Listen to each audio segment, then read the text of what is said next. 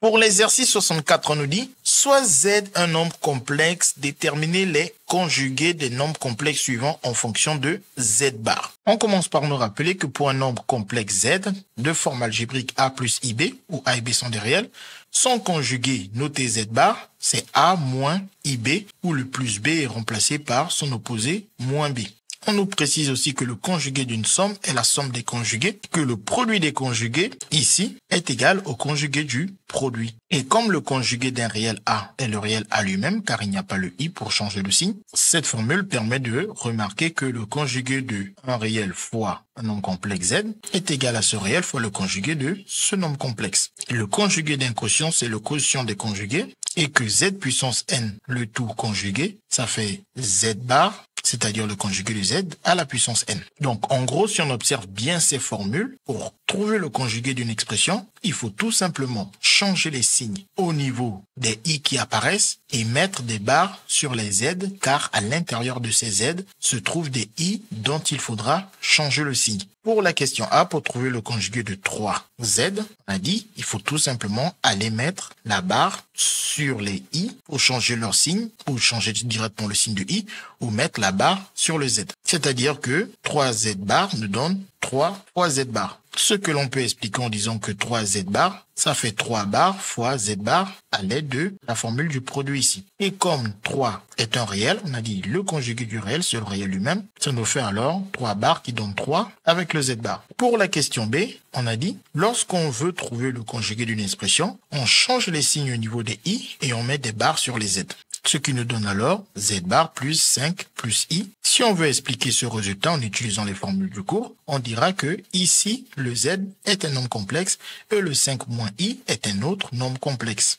Et on sait que le conjugué d'une somme, ça fait la somme des conjugués. Donc le conjugué de cette somme nous fait la somme des conjugués des nombres à l'intérieur. On pouvait même aller plus loin, on pouvait mettre une barre sur chacun des termes et dire que 5 bar c'est 5 et que moins I bar c'est plus I. Si on ne le fait pas comme ça, on peut toujours le faire après. Donc là, on a bien la forme A plus IB et la barre fait changer le signe du coefficient de I. Le coefficient de I, ici, il possède un signe moins parce que c'est moins 1. La barre nous permet de changer ce signe. On obtient alors 5 plus I. Et bien évidemment, à chaque fois, on obtient les mêmes résultats, mais en expliquant toutes les étapes. On va refaire la même chose pour la question C. Pour trouver le conjugué de l'expression de la question C, on a dit, au niveau des I, on change tous les signes, et au niveau des Z, on met des barres sur les Z. Ce qui nous donne Z bar puissance 2 plus 2 Z bar. Si on devait l'expliquer en utilisant les formules, on dirait que déjà nous avons une somme, donc le conjugué d'une somme, ça nous fait la somme des conjugués. Et ensuite, la formule de la puissance nous dit, si on cherche le conjugué de la puissance d'un nombre complexe, ça donne le conjugué avec cette même puissance. Donc ici, le 2 passe au-dessus de la barre, tout comme ici, le n passe au-dessus de la barre. On obtient déjà Z bar puissance 2. Et pour le produit, comme on l'a expliqué ici, chacun doit récupérer la barre, le 2 récupère la barre et le Z récupère la barre d'après cette formule, parce que 2, comme c'est un réel, c'est un nombre complexe. Tous les réels sont des nombres complexes, car l'ensemble des nombres réels est inclus dans l'ensemble des nombres complexes.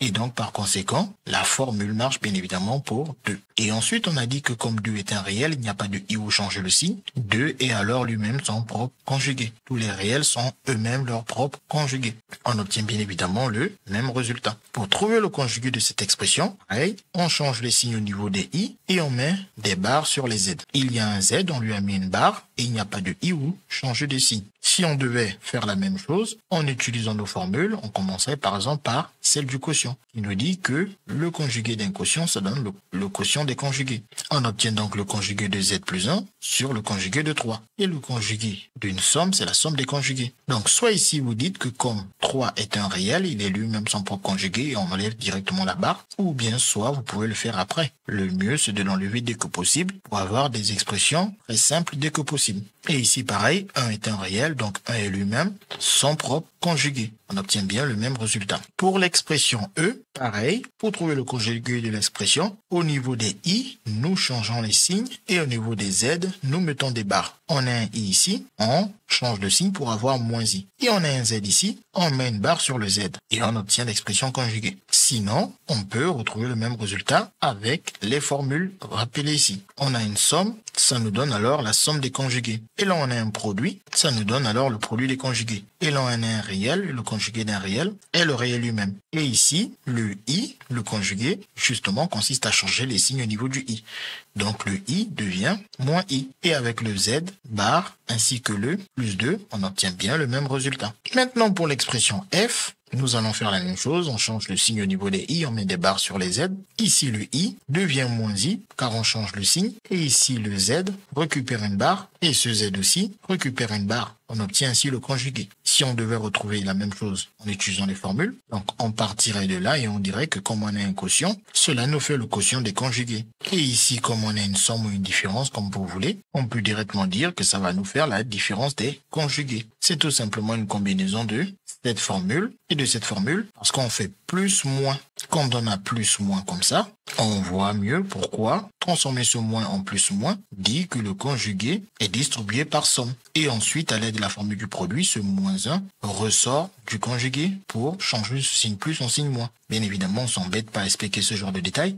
On dit directement que le conjugué d'une différence, c'est la différence des conjugués. Et au dénominateur, le conjugué d'une somme, c'est la somme des conjugués. Et le conjugué de i change le signe au niveau du i et nous donne moins i. Tandis que le conjugué du réel 1 donne le réel 1. Donc vous voyez que si on avait dû détailler toutes les étapes de formule, en rajoutant ce calcul, ça aurait été encore beaucoup plus long que ce que nous avons fait. C'est pourquoi il est important d'être capable d'écrire directement le conjugué d'une expression en comprenant que c'est uniquement au niveau des i que les signes changent et que les z qui contiennent des i récupèrent une barre en attendant de changer le signe du i qui se trouve dans ce z. CQFD, ce qu'il fallait découvrir.